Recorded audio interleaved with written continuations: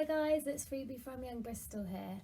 I hope that you're all enjoying the sun, but whilst you're indoors we've still got loads of boredom busters and creative and sporty ideas for you to be getting on with. So today's workshop is looking at collages. You might have probably done a collage before, but because you'll be using new materials, new things around your house, it's going to look really different from anything else that you've done before. The things that you will need in order to make a collage are a background bit of paper. This can be anything that you've got lying around. The background might already have an image on it, or it could just be a plain bit of paper. So I've just gone and found some. I've actually found some from old magazines, or A4 printer paper, if there's any in your house, would be perfect.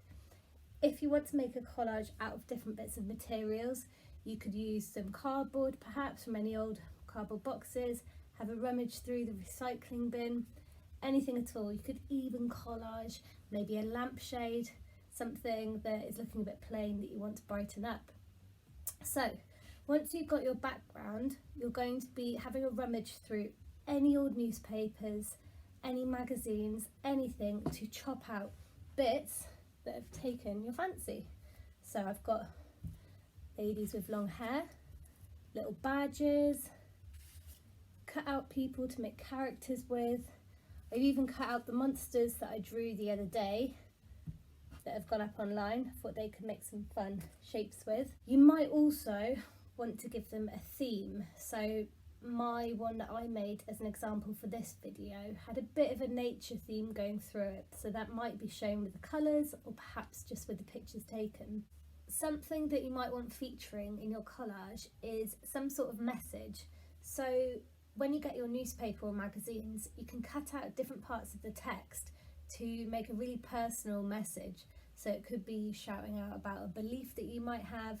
It might be a really optimistic, positive message that you're sending out to everybody who's in their houses outside at the moment, or in the houses or outside at the moment.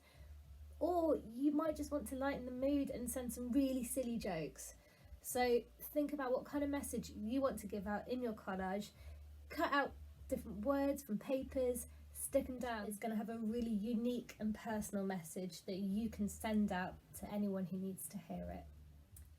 Once you've cut your pictures out, all you need is to arrange them into whatever structure and order that you want. This takes me forever. I like to get them in lots of different shapes, maybe telling a bit of a story, and then suddenly I'll think, oh, what happens if I move this one way?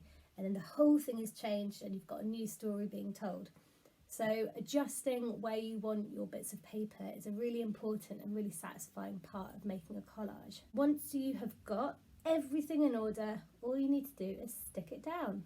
And once you've stuck it all down, you will have a cool piece, a little bit or very different to this. So I had a bit of a nature theme.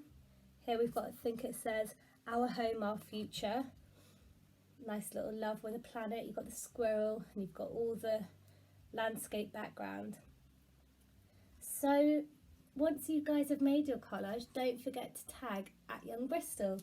We want to see all of the stuff that you're making and creating, because it keeps us buzzing and it gives us ideas of what kind of things you guys are enjoying, and then we can make more videos. Alright, have a wicked day and don't forget to tag us. Bye! So I'm just going to talk you through the process now of making it. Step number 1 is choosing your background. So I'm just looking at different types of paper, patterned or plain, for me to use as the base. Next, I'm going to be looking at what I want to cut out. So I chose my nature theme. So I've got my background, and then I just went for any naturey type photos, images that I could find. And then you wouldn't believe this in fast forward, but I went cutting. So I've got my little squirrel. Now I'm going to have a little think about where I want to position him, which will move around probably about 50 times.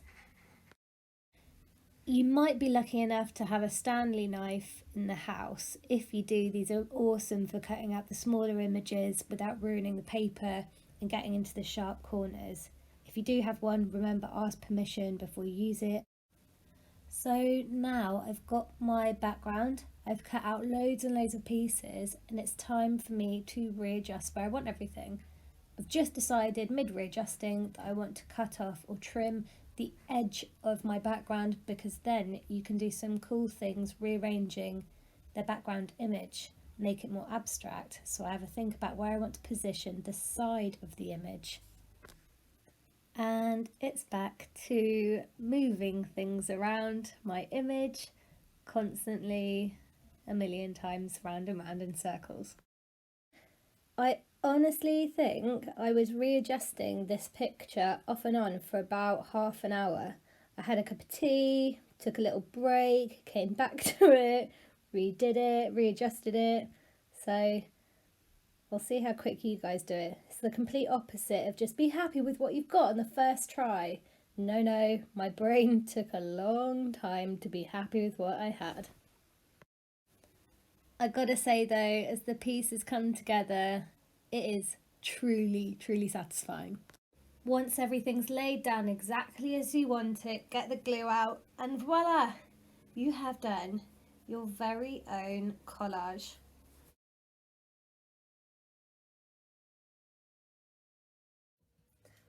Good luck!